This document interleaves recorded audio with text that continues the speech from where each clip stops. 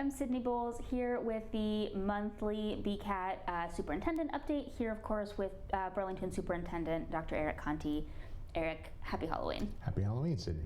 I hear you got to have a little peek at some of the preschoolers came in their costumes today. Very festive, I'm assuming. It's a festive day across the district, absolutely. I saw a lot of great adult costumes, and a favorite being Luigi at Pine Glen was wonderful.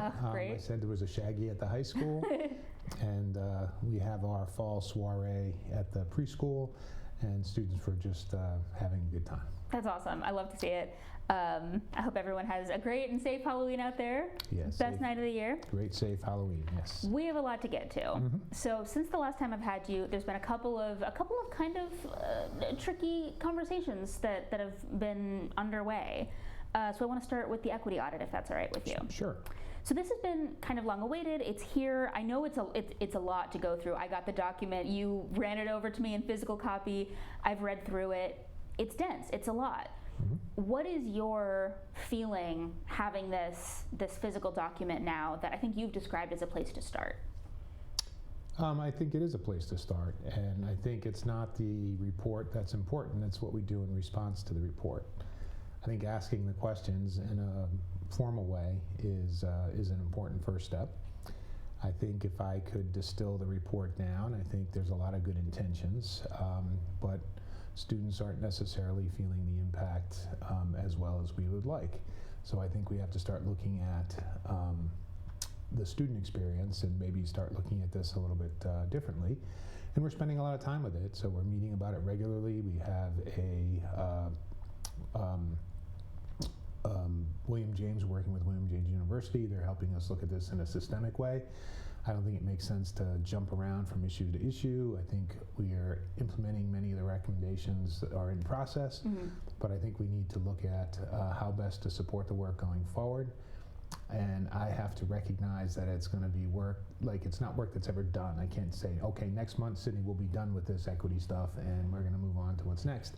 It has to be something that we pay attention to continuously, that almost becomes a foundation of the conversations that we have. And then building in that habit of starting from that perspective is something that just takes a while for us to implement, and it may be work, or I hope it's work that actually continues on after, with new leadership and as things progress. It's not something, again, that you can visit, fix, and say we've arrived. Right. I think I want to just sort of give a basics of the what was the findings of the report. I know if folks are interested, they can go read it. It's on the website. I will say every section, whether it was talking about the student experience, the experience of parents or staff, every section was pretty clear that mostly intentions are pretty good, and majorities in pretty much all categories were reporting that of surveys and focus groups and that kind of thing were saying that their kids felt welcome, they felt like there was a focus on DEI. So that was a pretty solid majority. And then often there would be instances where a minority of folks would be saying, actually, I think there's really some room for improvement here. Does that seem like a fair characterization to you? Yeah, that's what I read as well. Yeah.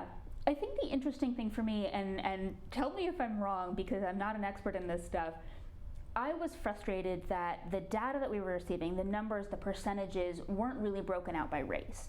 So, or by other minority groups, right? So if we're saying, I'm spitballing here, 80% of respondents had a positive experience, 20% are reporting a negative experience. We can't really say, well, are the 20% that are having a worse experience disproportionately minoritized in some category? That was a frustration that I had reading the report. I wonder if you had a similar question or what that means to you. I don't think it was the function of the report. It wasn't an investigation, so it was meant to be a snapshot of what exists over time, looking at different perspectives.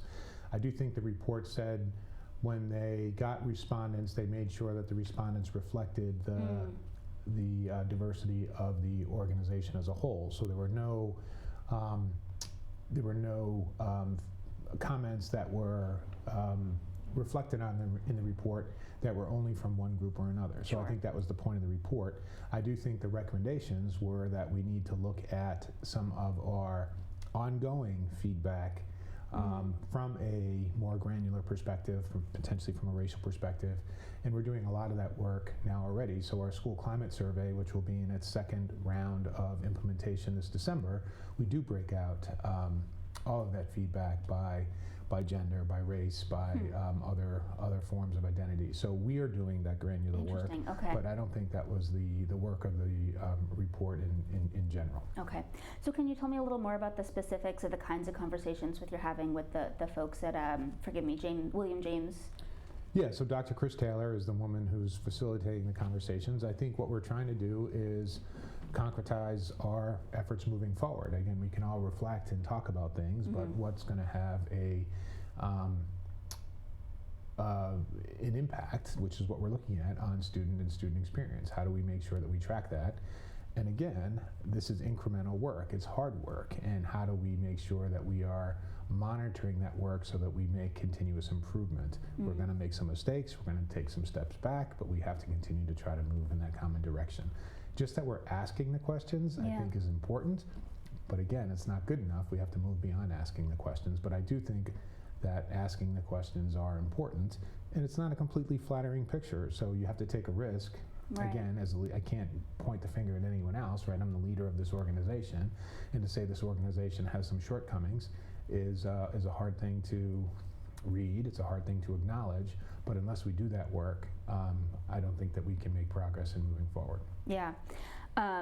Shifting the conversation a little bit, I think this audit has come out in the last couple of weeks, and we've also had other challenging conversations in the district in this past couple of weeks as the situation, the war in Israel and Gaza has unfolded. You have received calls from groups within our community, from the Jewish community, from the Muslim community, to speak on this, and that's hard.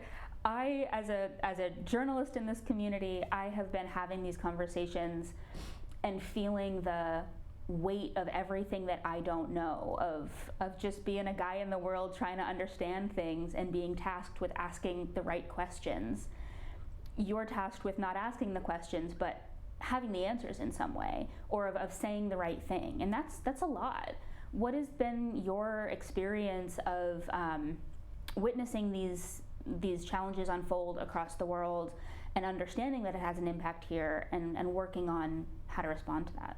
Well, I think it's been humbling. I mean, no one has all the answers, and I certainly wasn't trained in global events, and it's not my area of expertise. I tried to approach this from the perspective of the students, and whenever I comment publicly, it's because I have groups of students who, either through their parents or directly to me, are commenting that they don't feel safe. So it's meant to be reassuring.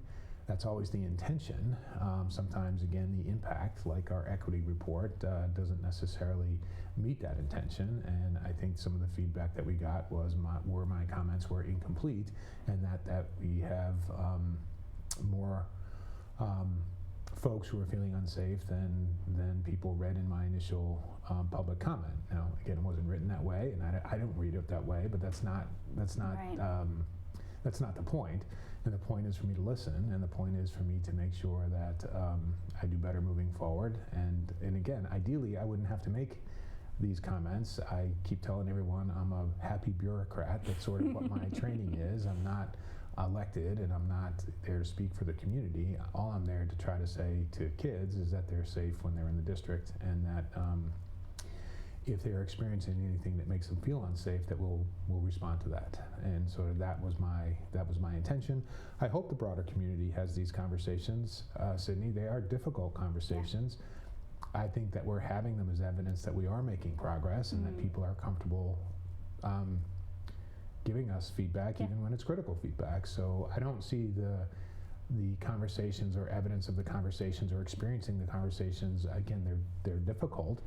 But I see that difficulty as progress in a lot of ways. I'd rather see that than silence, where people are sort of feeling they're having some fears but not being able to express them. Right. Excuse me. Are there ways in which this situation on the other side of the world is manifesting in our school, in our classrooms, beyond the statements, beyond the conversation. Are you hearing from teachers, from administrators, that students are feeling unsafe, or that are conversations happening? What are the actions underneath the statements? I can't speak to everything, and I hope it's all happening in an age-relevant way. And so, but I would say there are students who are impacted. I think on sort of because of the events hit close to home. I think there have been sort of a documented increase in anti-Semitic behaviors and Islamophobic behaviors nationally, and we have to be mindful of that and aware of that.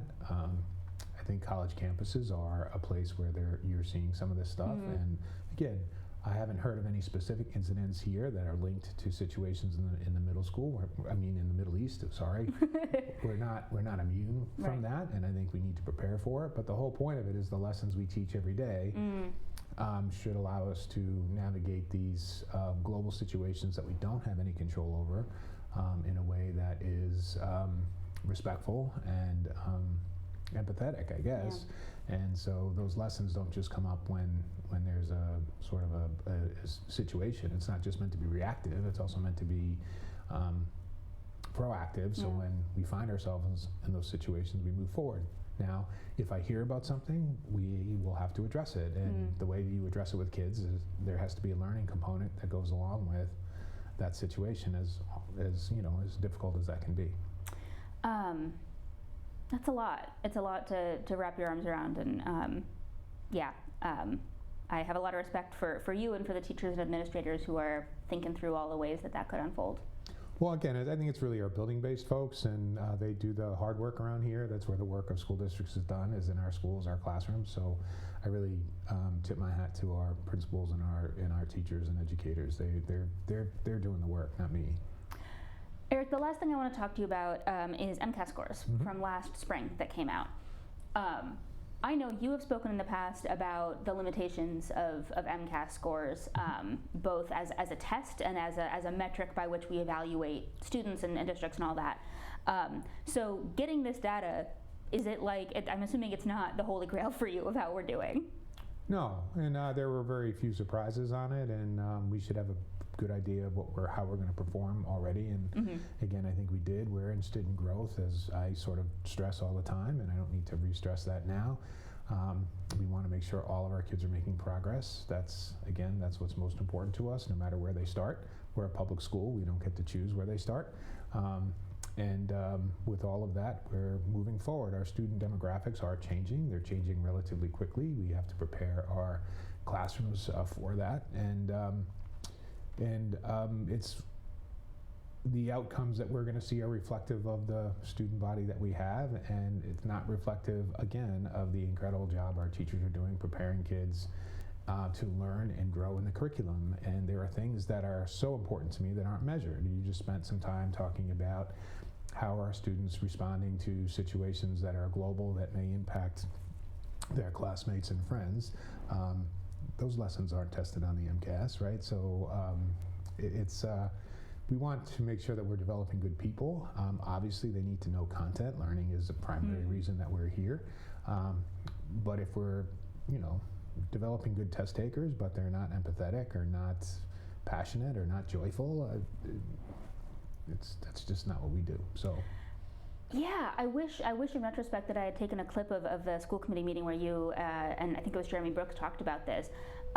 This tricky thing of, do you know what I'm talking about? This brief little interaction that you had where you were talking about a couple of the areas. I will say pretty much across the board, Burlington students are performing above state averages in all the different categories that they've got. And 2 of the 3 exceptions were life sciences in, oh God, I wrote it down, in the middle school, I think, 5th and 8th grade. Something like life science, yeah, something like that. And there was a really interesting conversation with you and school committee member Jeremy Brooks talking about, we've gone down from 5 days to 4 days of science curriculum to accommodate more social emotional learning curriculum. Maybe that's something we want to look at. And it just made me feel so overwhelmed by the intensity of all of the things that you have to balance. That this social emotional learning stuff is important, as you just said, and then maybe potentially there's an impact on how much you have time to cover in the sciences. That's a lot to think about. Sure, and to look at it more than just 1 year at a time. Again, if our students are getting to their high school diploma, that's the ultimate sort of end journey for us. And if we don't necessarily fit the state progression as as ideally as we could, I think that's fine with me. We're not here to manufacture high test scores. Again, we're here to create or help work with parents to create productive people. And so I think sometimes we have to look for the limitations on that. And we're always balanced about how much content we have time to cover and sort of what's important and what's priority, and the day's only so long. So that's what we look at. But no one is not thinking about that or putting forth 110% of effort and really trying to make sure that we are focusing on what we feel is most important. And there were other areas of the science standards where we were well above the state standards, and it might be because students get more of the other content area in other grades that aren't tested. Again, it's an imperfect measure of what it is that we do, and we have a lot of expertise looking at all of our curricula and to make sure that, again, kids are getting what they need. Yeah, I don't know a lot about this, and I'm not necessarily going to ask you to speak on it. This is pretty far in the future, but I feel like I've heard rumblings of potentially a ballot initiative to try to remove the MCAS as a graduation requirement. So that's something I'm just interested in learning more about. We can talk about it in future months. Totally. And I think the MTA, the state, one of the largest state unions, is promoting that. It would be great to get some teacher perspectives on that question. And we can see. I think there are many more important measures, but I do think whatever the state decides, we're going to continue doing what we're doing. Superintendent Eric Conti, I've asked you a number of kind of tough questions. Is there anything before we wrap up that you're just like really jazzed about or proud of in the last month that you wanna share? No, I just want to say our fall sports season is wrapping up. We have some teams making the playoffs. Yeah. What I'm most proud about isn't how they do, but all of our teams, I think, represented the community and the school really well. We have a saying here: we want to compete with character, and I think all of our teams and did that. That's a result, again, obviously, of the work that they put in, the coaches put in. So I want to make sure I thank everyone for a positive fall season. And I've just been in schools the last couple weeks, and again, I'm seeing a lot of joyful kids, and that's not by accident. And so there are people working really hard, and when you get immersed in some, again, events where you feel like you don't have any control, it's great to go down and visit classrooms, because I think that's where our focus should be. Yeah. Dr. Conti, thank you very much for joining me. My pleasure. This has been the Superintendent Update. I'm news producer Sydney Bowles. Thanks for watching.